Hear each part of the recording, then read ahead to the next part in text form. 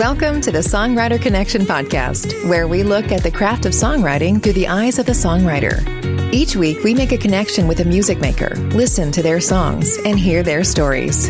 From Nashville, Tennessee, here's your host, Dave Lenihan. Thanks for joining us on the podcast. Did you ever wonder, and I didn't know the answer to this until I started working at Ryman Auditorium a few years back. I was a tour guide. It's one of the coolest jobs I ever had. Did the tour guide, and I got to work a little bit in the make a record department there. But did you ever hear the term French harp? Do you know what a French harp is? I didn't know until I started working at Ryman, and I did a little research. The French harp was first created in Germany in the 1800s, mid-1800s, by a clockmaker.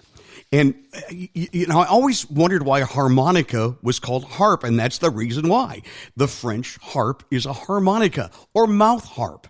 So this clockmaker in Germany started making it, and it spread around Europe pretty quick. Eventually, late 1800s, it made its way to the United States, and it was a very popular instrument, especially in blues music. It was affordable, easy to learn how to play, hard to master like most instruments, but it became very famous as the French harp. And the reason is it came from Europe, and in those days, anything that came from Europe, they'd say, well, it's French, you know? So it became the French harp.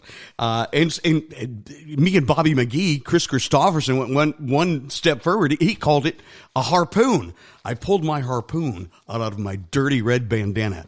And I can't understand why you would take something out of a dirty red bandana and put it in your mouth. But that's for a whole nother show. But anyway, I wanted to tell you a little bit about the French harp today, or the harmonica. The first great harmonica player played on the Grand Ole Opry from 1921 to around 41, so right in between the world wars.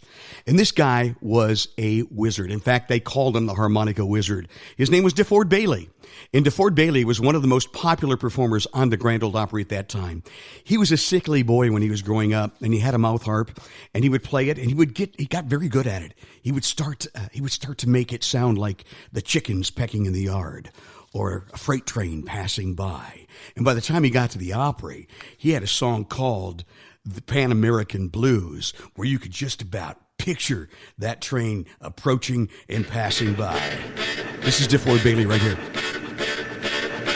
Can you hear it? Oh, yeah. And they'd go crazy for him. They really did. Amazing performer. The French harp. He was just awesome at it. Now, the thing about DeFord Bailey is when he played the Grand Ole Opry, and you couldn't see him because it was radio, right? But when he hit that stage, he was dressed to the nines. He'd have the suit, the tie, and he'd get out there and he'd play and he'd knock him dead. But when the Opry started touring to different areas around the country, especially in the South, people were shocked because DeFord Bailey was a black man, and they didn't know it because they heard him on the radio. Some of the hotels that he stayed in, all of them in the South, he wasn't allowed to stay in the same hotels as the Opry stars that were playing that night.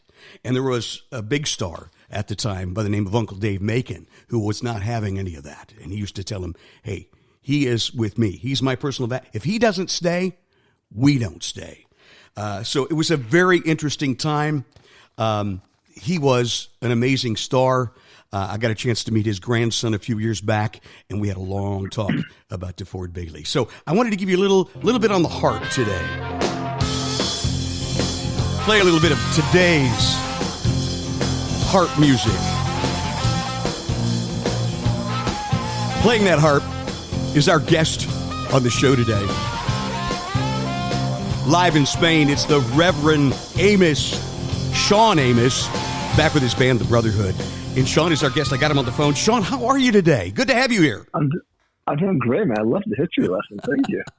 Well, I'm all about the history, my friend. I really am, you know.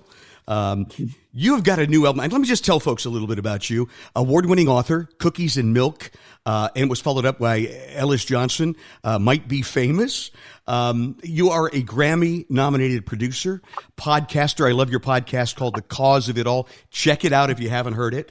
And the son of Wally, famous Amos, the cookie guy, and a singer, Cheryl E. Ellis. So music is in your blood, isn't it, Shawn? You know, I'm destined or doomed, depending on who you ask. Oh, you love it. It's one of the things that you do. And a master on that harmonica as well. And you've got a brand new album coming out. Well, it is out now. May 3rd was released, and it's called Soul Brother No.1. And I've been listening to this. Shawn, I got to say, I love the sound of this record. Oh, thank you, man. Man, we're going to get deep into it, and we're going to play some of the songs from this record. But the last few years since COVID, Shawn, has really been years of self-discovery for you, hasn't it?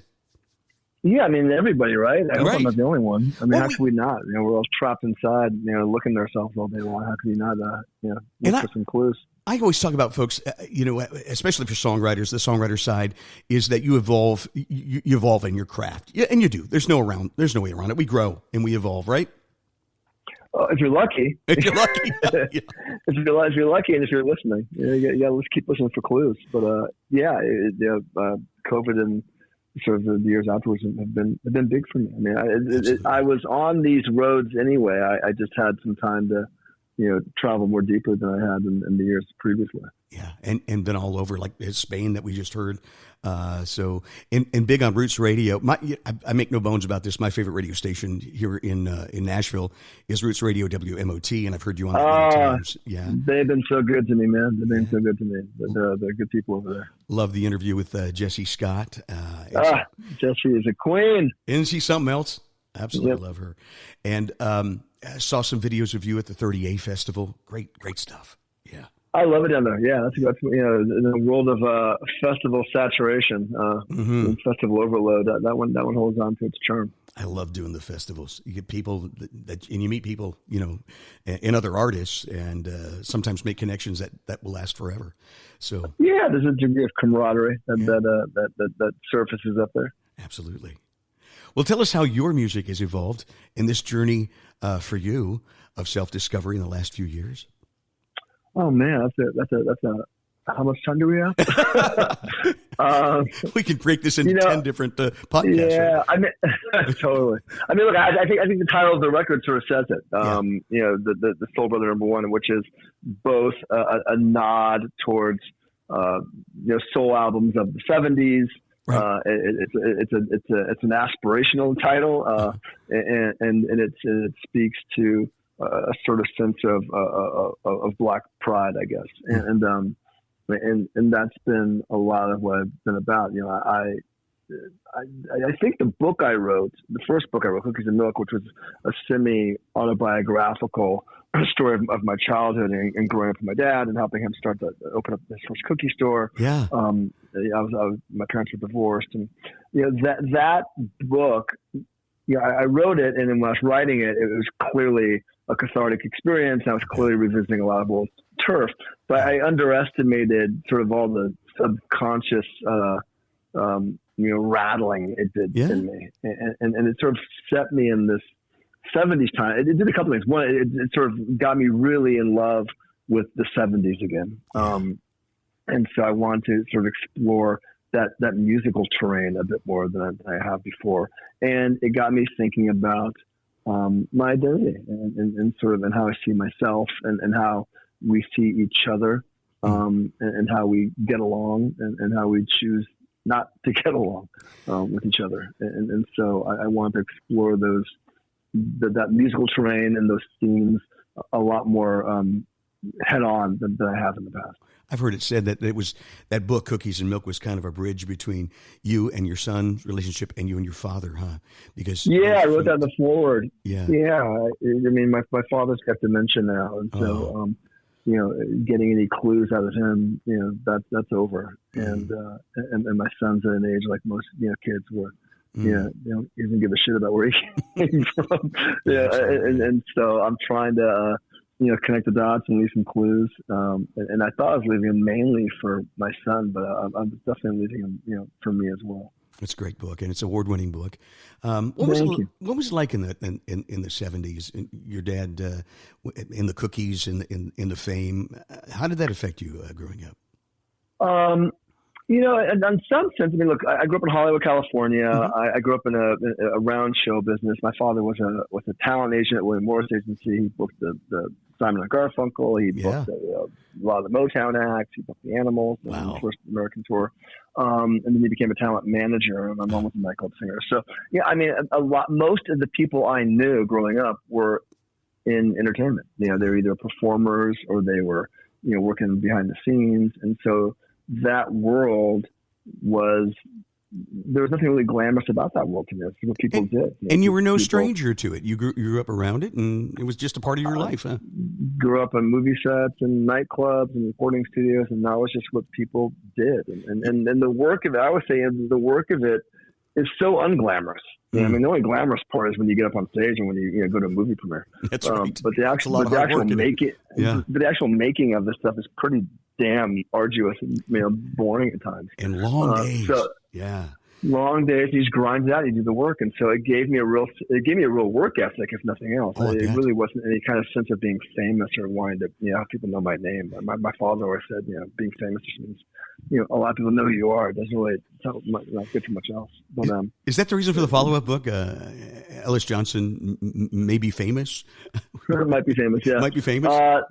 The follow-up was, on a product level, it was a 2-book deal, and I had to write a second book. So there's the unsexy answer. Yeah. But yes, it allowed me to go deeper into this idea of blended family. Look, I'm a divorced father. I've repeated a lot of the mistakes of my father. There's a lot of this wanting to figure out how we break family cycles, because we all seem to sort of fall into them in various ways. Yeah. And so it was a chance for me to sort of explore the notion of, the effect divorce has, the effect, the blended families have. And yes, and the difference between falling in love with mastery of something versus falling in love with being famous at doing something. And I think we live in an age right now where many of us are much more enamored with being famous than we are with actually mastering. 100%. I agree. 100%.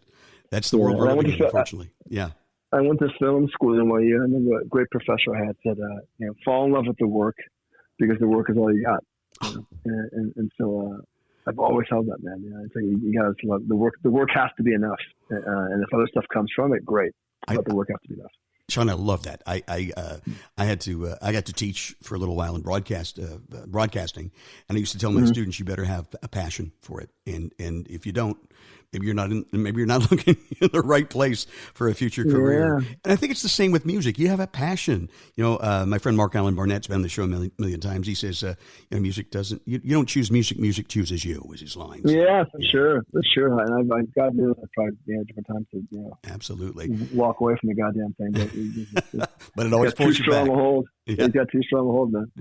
Yeah, it always pulls you right back. Well, let's talk about this new project, which is kind of different for you, isn't it? One of the things I read was you wanted to take more, and to me, this is what it means. You said you wanted more of an Elton John, Bernie Taupin kind of approach. So you're talking co-writing, friend, right? Like we do here in Nashville, right? Yeah. Totally. Yeah, I've come to, and this probably was now growth of the book as well.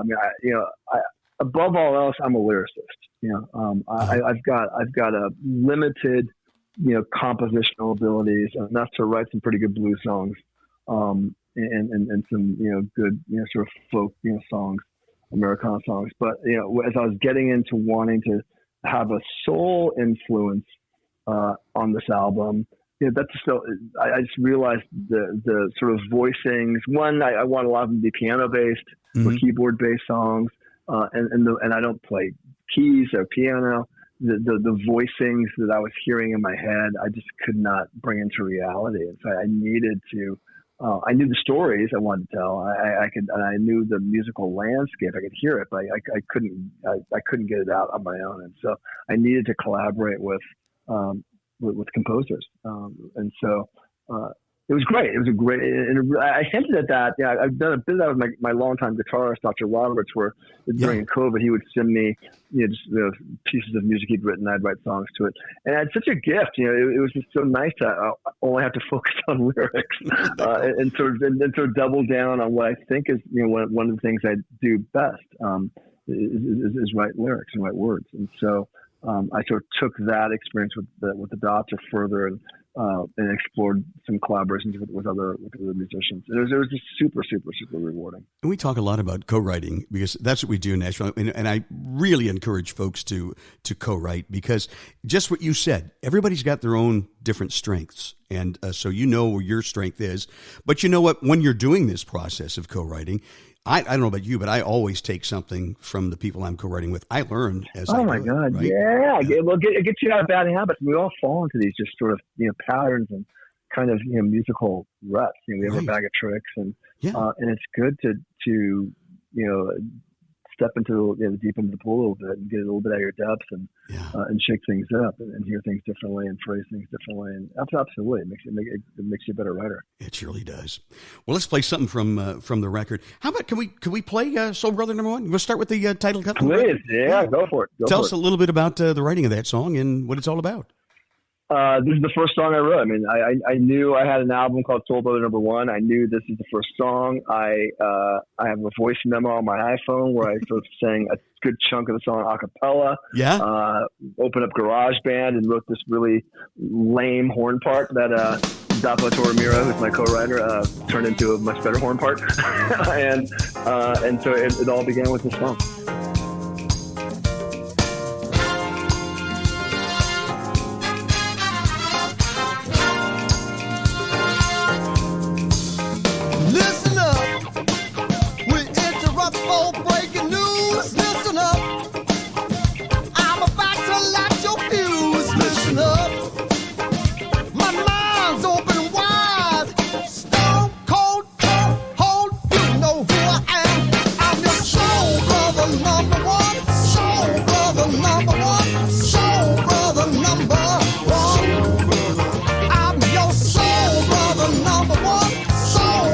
#1, soul brother #1. Hey,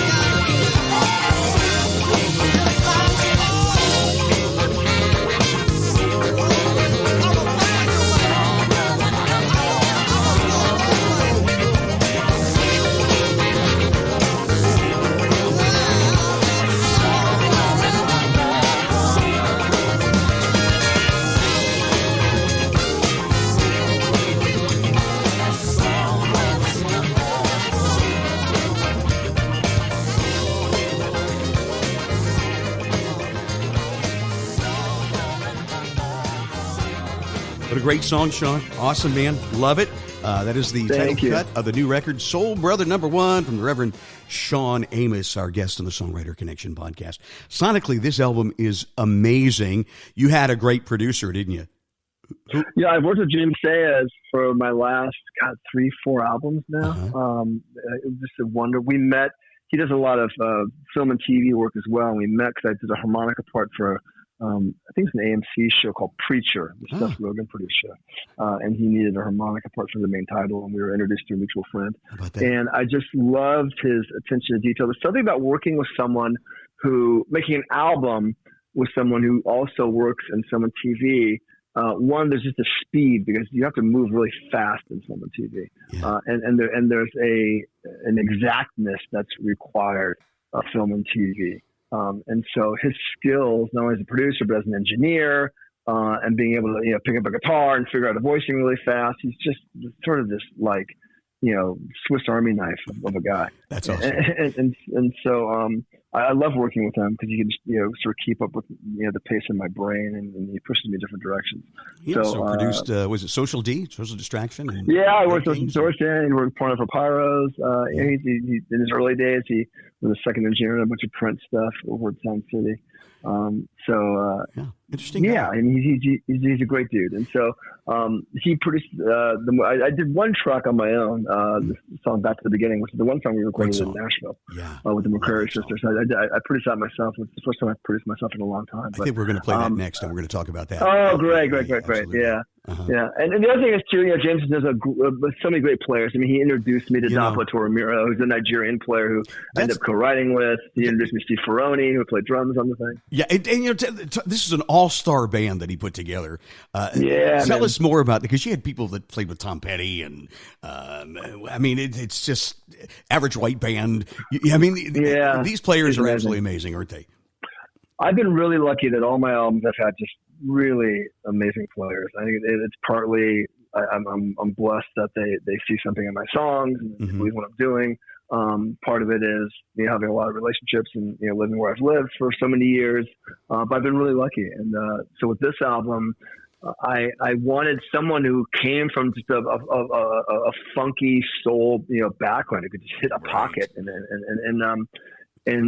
everyone associates Steve with his long tenure with Tom Petty and Heartbreakers, deservedly so. But he was an average white band. I mean, he played on Chaka Khan hits. I mean, he's like a pocket, funky drummer. And so I brought his name up to James, and James tracked him down and talked him into it for me. And then on bass is Jerry Say, who also was by the name Wizard. Yeah. Most people know him as there's a great band out of Atlanta in the late 70s called Mother's Finest. Yes. That was just this legendary sort of funk rock band. And they're still together. They're still touring. And Wizard's the bass player from Mother's Finest. And he and I met on a blues cruise, on one of Joe Bonamassa's blues cruises. He was playing with Keb Mo. Awesome. And we I called him up and asked him if he'd do it. I was a little nervous, and he said yes. And it's just people does the songs, they does the vision for the record, and also musicians want to play, man. I mean, it really is. I mean, you always think. The tendency to say, "Oh my God, they'll never play for me. Oh my God, they play with Tom Petty, they play with whoever." And musicians want to play. Yeah, they do. And they'd rather be in the studio than sitting around at home. And so, unless there's a conflict or someone's got some exorbitant sense of themselves financially, it's easier than you think to get the players you want. How about that? Never be afraid to ask. The answer's always no until you ask, right? That is it, baby. That is it. You know what I love about this album? It's really different from a lot of your previous stuff. I mean, you were pretty much straight blues, and now you're bringing in funk music, like you said, that sound of the '70s, which I absolutely loved. And there are times, I'm telling you, sonically, this thing, I hear everything from like you say, average white band. Sometimes Steely Dan, I'm hearing. Wow. Isn't that amazing? And even do a Sly and the Family Stone cover. Lot of Sly. Well, Sly was a big influence. Just his sort of spirit was hanging over the whole thing. And I used to perform that song. So we covered "Don't Call Me Nigger Whitey," which is sort of an odd cover. Yeah. But I used to actually play that live years ago. Did you? Yeah. I think it's really sort of a brilliant. It's like an inverse come together song. I mean, because what's really saying is, hey, we're all the same. Can we all just, get along? And obviously, the N word is what pops out there, but, the whitey, what sounds less disparaging, is also sounds like, everyone just wants to be seen for who they are, Right. Black, white, otherwise, they just want to be seen for who they are. And I think the song says that in its own sort of, irreverent, sort of in your face way. Another song that really hit me hard on your record, and again, lyrically, I mean, the sound is great too, but lyrically, talking about if I could just go back, if I could go back and see me and change back things. To the beginning. Yeah, and back to the beginning, think about that and tell us how that one came about. And that one, it's funny. It grew out of meditation. Actually. Did it really? Yeah. I'm a big meditator, and I am, and it grew out of this idea of like this idea of, they call it the beginner's mind, right? And if you can just sort of have a beginner's mind with things and approach things as if you're a child. I wrote a song years ago. I don't even think I ever released it even, called "Come to You, a Child," which is this idea of like if we come to each other just with this sort of like childlike mind with no preconceptions.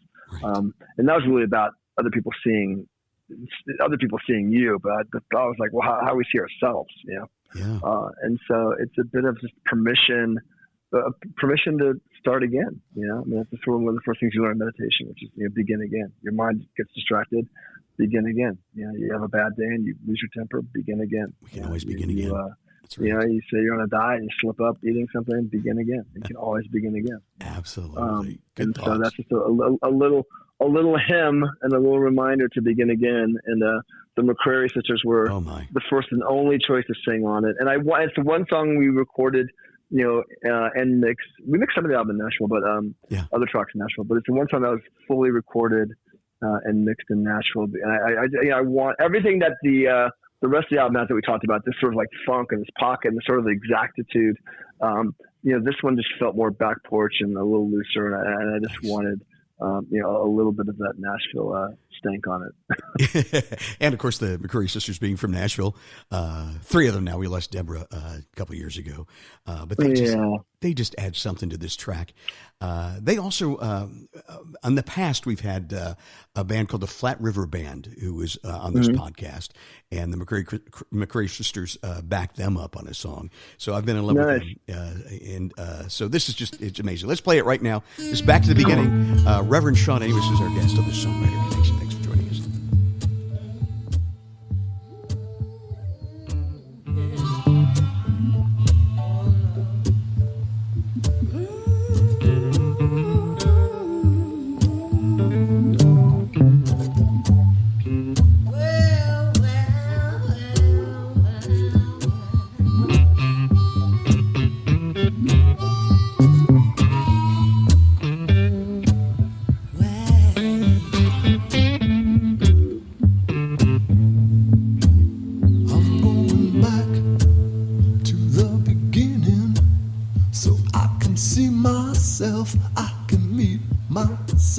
I'm going back to the beginning so I can see myself, I can meet myself.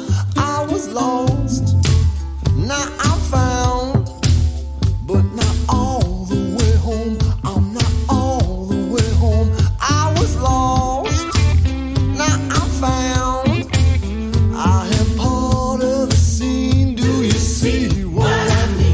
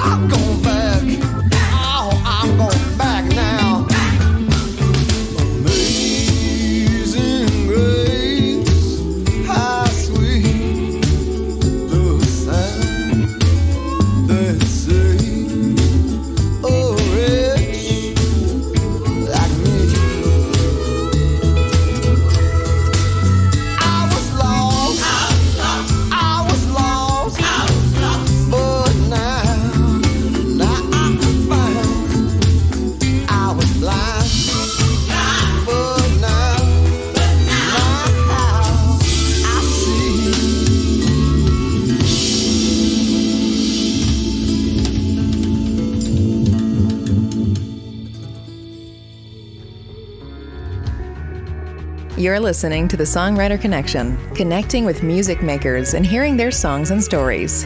Now back to the show with your host, Dave Linehan. Back with Reverend Shawn Amos, our guest on the Songwriter Connection podcast, playing tracks from in digging into the new album, which is called Soul Brother No.1. Shawn, thanks again for joining us.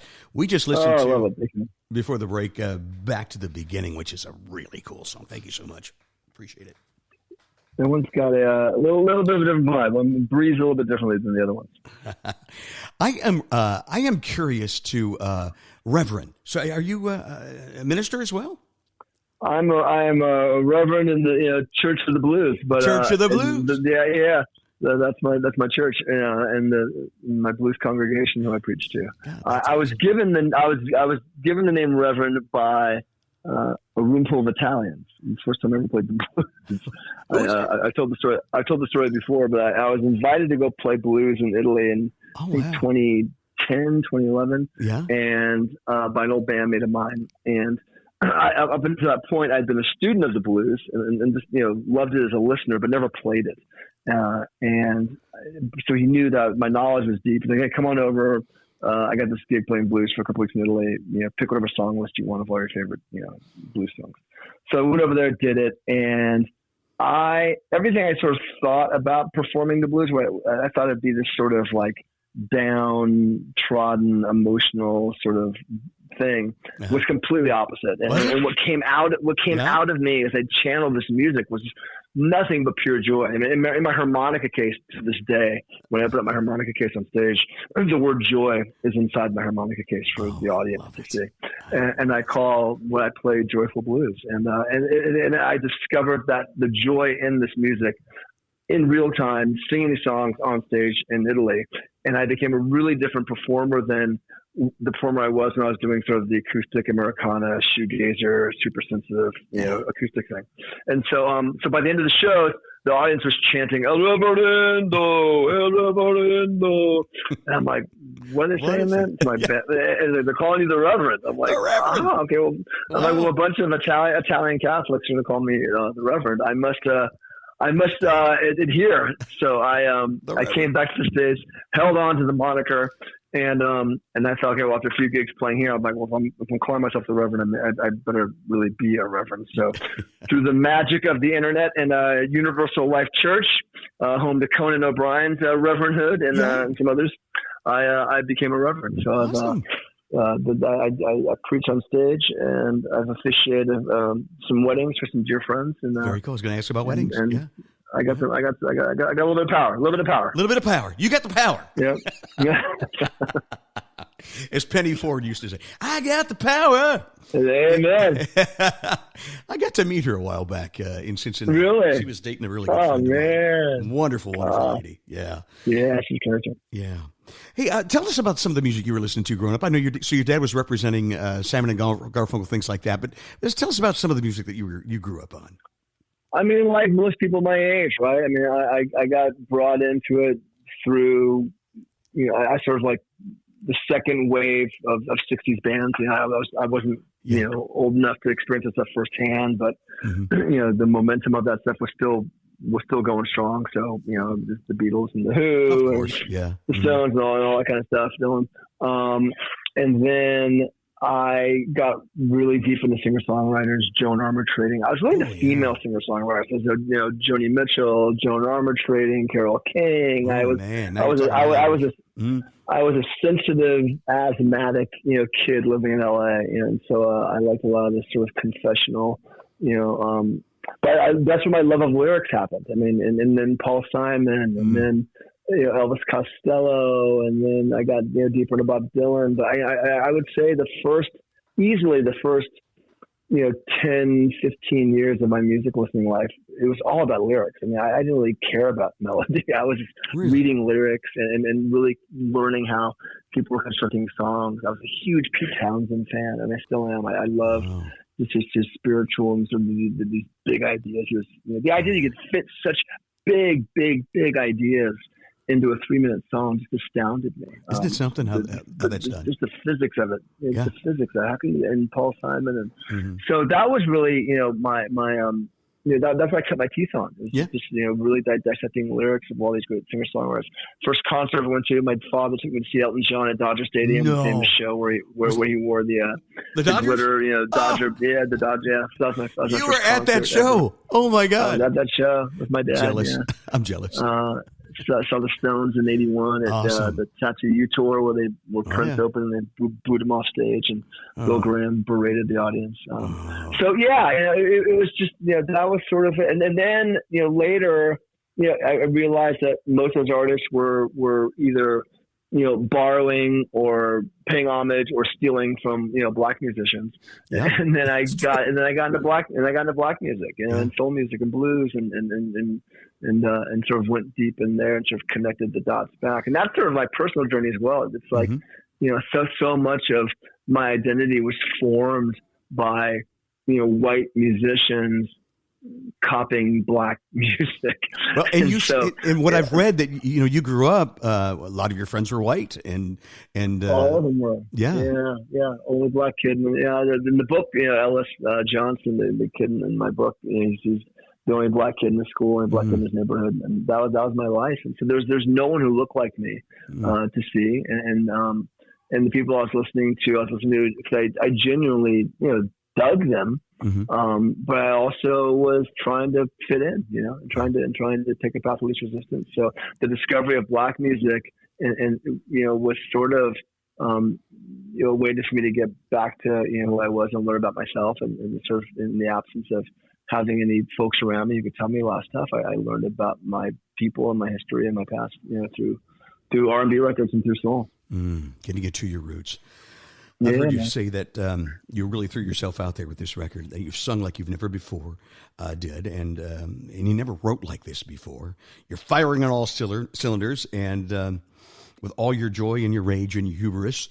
And I think all of these things, these emotions, go into great songs and great productions. So it's really been kind of a revelation for you, to quote a song from your album. Oh, what a setup. I'm the king of segues, my friend. Got it from our radio days. Anyway, I'm sorry. Yeah, so it's been a revelation, huh? Yeah, I mean, for sure. It's been this awakening, and learning to be unapologetic. I mean, it's unapologetically black, unapologetically me, and sort of not being concerned with how that's going to be received. Yeah, I got it.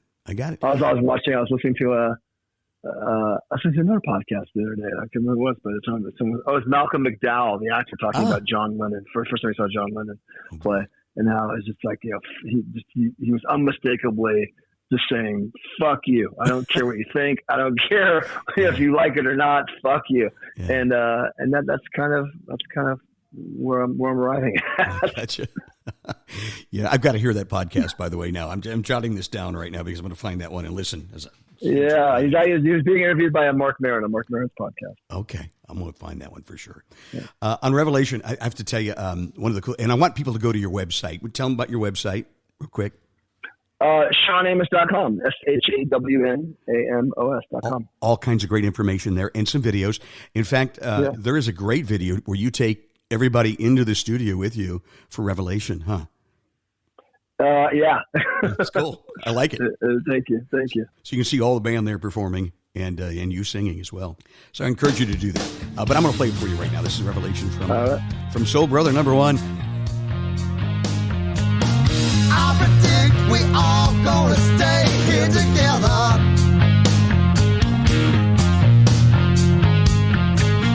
I anticipate the escape from the weather.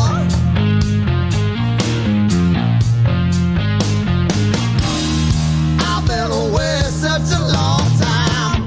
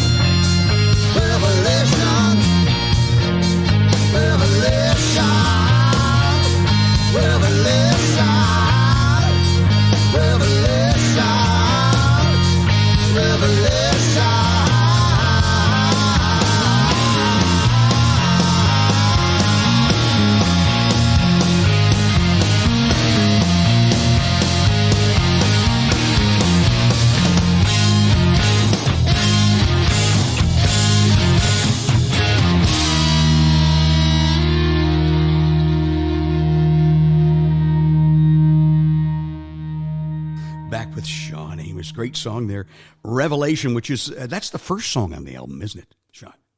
That is the opening cut, and it's the first single we put out, and it's actually a song written with the Brotherhood. With the Brotherhood? During COVID. The band? Yeah. With my band, the Brotherhood, Brady Blade, Christopher Thomas, and Dr. Roberts. During COVID, we were doing some co-writing together. We were all cooped up in our different locations. I was in Texas, and Dr. in Los Angeles. Brady lives in Stockholm. CT in Paris, and so we would send tracks back and forth to each other, and we wrote a fair number of songs through that process, and Revelation is one of them. That's cool. Yeah, during COVID, we learned to do things a lot differently.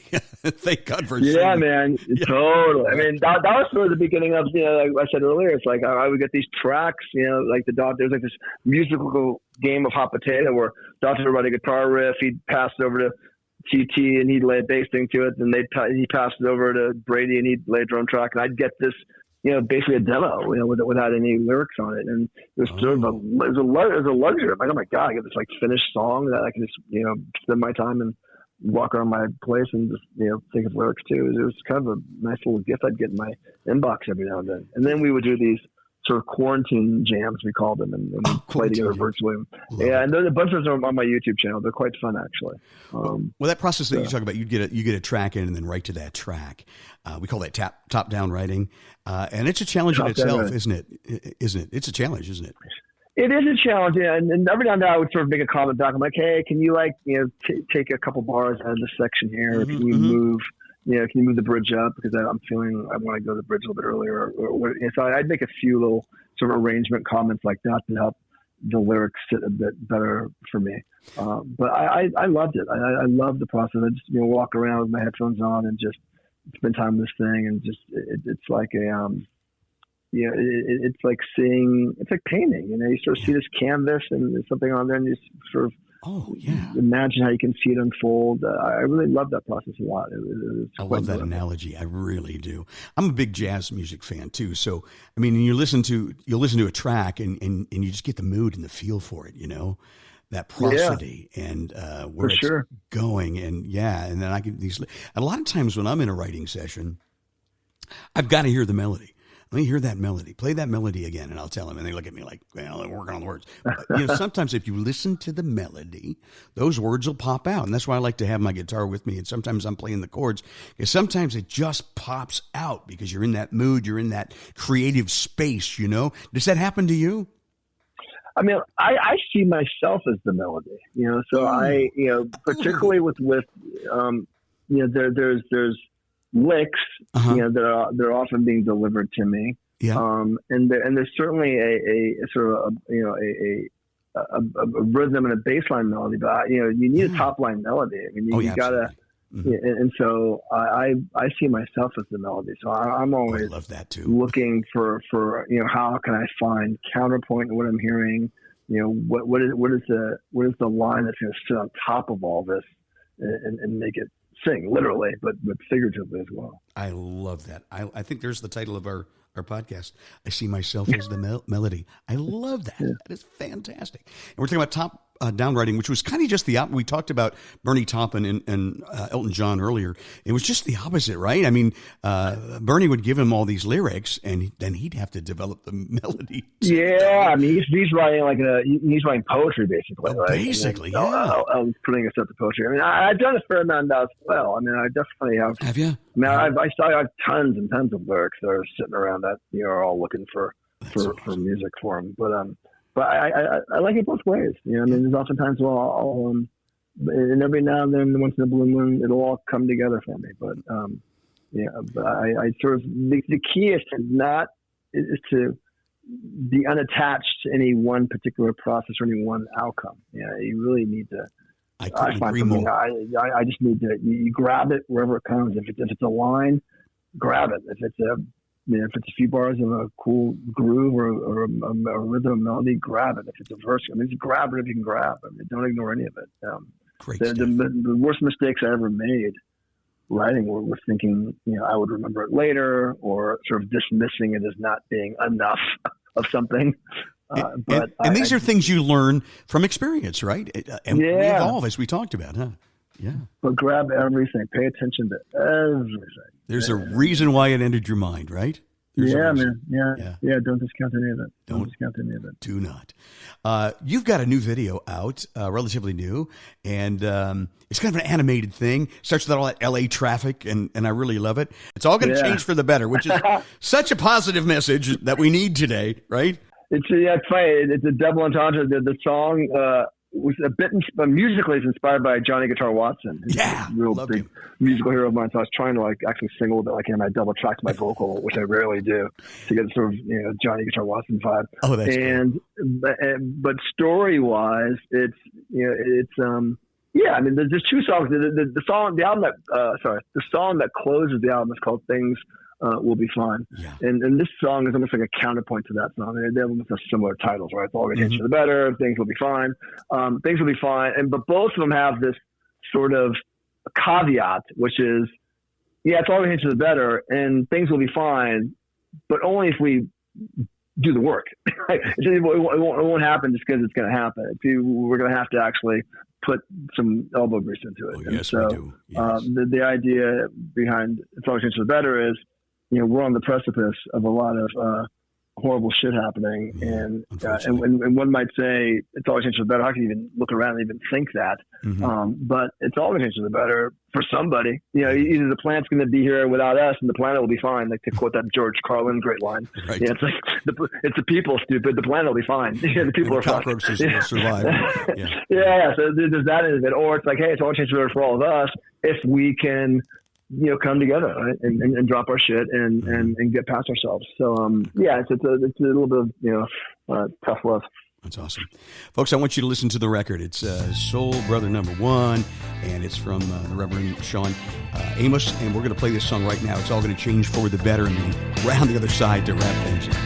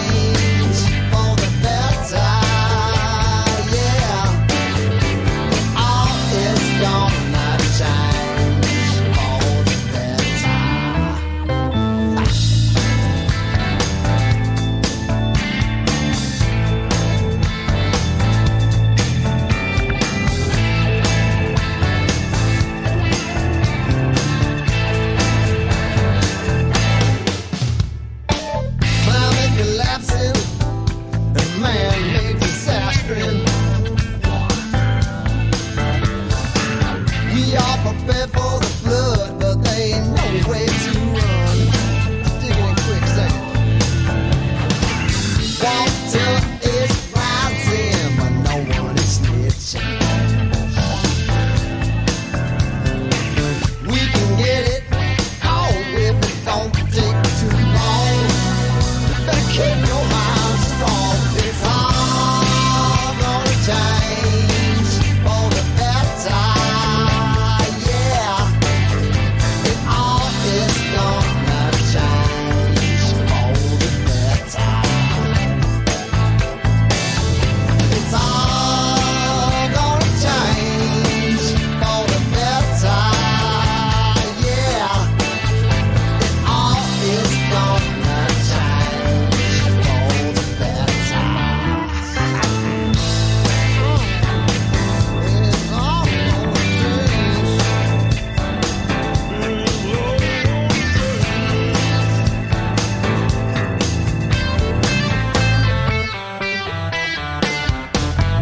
It's all gonna change for the better. Yeah, all is gonna change for the better. It's all gonna change for the better. Yeah, all is gonna change for the better. It's all gonna change.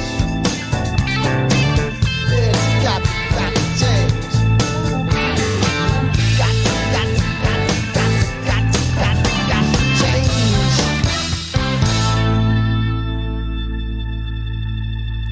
The Reverend Shawn Amos is with us on the Songwriter Connection. Shawn, I've enjoyed our conversation. So nice to talk to you. Oh, thank you, brother. I mean, I love talking about songs. So many of these podcasts, you're talking about everything but songwriting. So it's great to talk about the craft. I appreciate it. I love to talk about the craft, and I appreciate the insights you've given us and the process that you use, because we learn from this. We really do. I want folks to pick up your record. It's available everywhere, and it's streaming everywhere. So wherever you steal music, you could find it. But I really like to get a copy of it. I really do. Please do. Yeah. Is it available in vinyl? Let me ask you that.